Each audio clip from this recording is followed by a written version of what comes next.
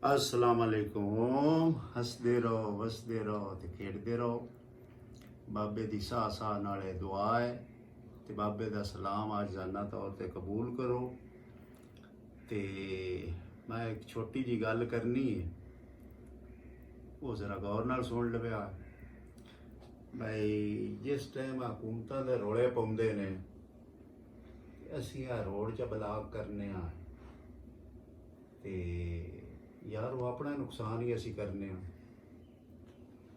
अल्लाह दे बंदे वो अपना पैसा लगा होया हुंदा है, वो नुकसान अपना असी करने असी किसी बंदे का नुकसान नहीं करते।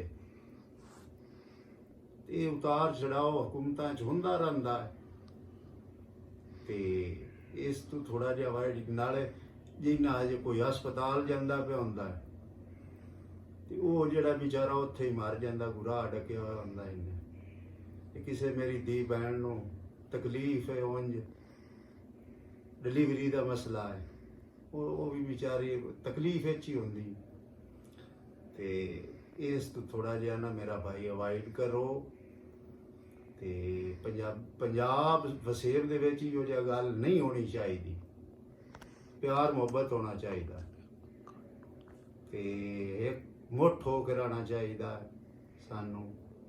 अल्लाह पाक थोड़ी जिंदगी करे ते मैनू तो भाई ये अच्छी गल नहीं लगी ते बुरी गल लगी है। नौजवानों वास्ते पैगाम है, पुत्र ये काम जिहड़ा ना बिल्कुल नहीं करना। ये अपना खर्चा होया होया, ये अदालतां दे ते हुकूमतां दे मसले ने, वो आपे निबड़ते रसन गए अदालतां जाके ते अपना सफाइयां देवन या करें। सानू कोई लोड़ नहीं अपना आप नुकसान करन दी।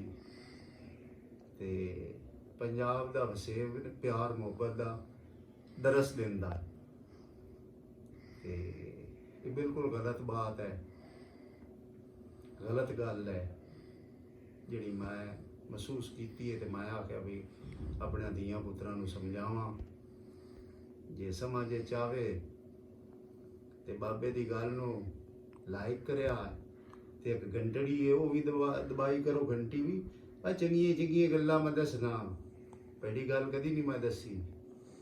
ते एक की आंदे ने सब्सक्राइब जिहा वो भी करिया है ते इस तो बाद अच्छे सब्सक्राइब करिया है,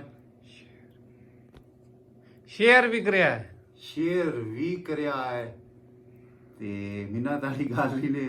मैं जट जिहा बंदा ते जटकियां जी गल्लां करना ते मेरे वास्ते दुआ मैं थोड़े वास्ते करना, सेहत वास्ते ते मेरी सेहत वास्ते तुसी दुआ कीती करो।